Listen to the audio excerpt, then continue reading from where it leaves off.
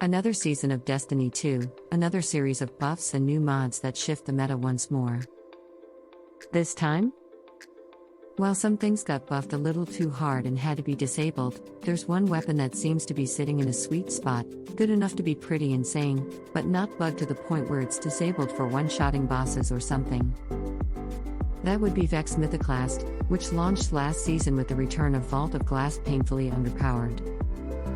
But it was buffed in quite literally 7 different ways, and now paired with old armor mods and new seasonal mods boosting fusion rifles, it's in a truly absurd spot. It's an infinite ammo primary weapon with huge damage and stability buffs from the last patch, synergy with elemental wells and charged with light builds and a further boost from the new Particle Desconstruction mod which stacks fusion rifle damage this season. Oh, and it stuns unstoppable champions because why not? The problem? Only a small portion of the community has it, and trying to get it is a massively frustrating experience, so much so, many players are accusing drop rates of being bugged. According to Charlemagne tracking, only 0.6% of all Destiny 2 players have Mythoclast. Adjusted for more active players, ones with at least one seal, it's just 1.6%. Mythoclast drops only at the end of the Vault of Glass raid, and you can only go for it 3 times a week with 3 different characters. We are on week 16 now, meaning doing a raid on 3 characters a week is 48 chances. But today, we have many players who have gone 0 to 48, and are furious. This is an old song and dance. We have gone through this with many RNG-based raid exotics in the past, namely 8,000 Voices, Anarchy and Eyes of Tomorrow. People weren't exactly thirsting over Tarrabah.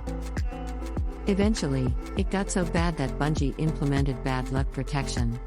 The idea is that after each unsuccessful clear, your chance at getting the exotic drop will go up. The problem?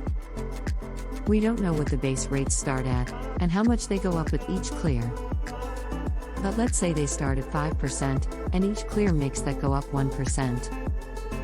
Well, in that case, that would mean here in week 16 for Mythoclast, we should be at 53%, over a previously stated notion that this would cap at 50%.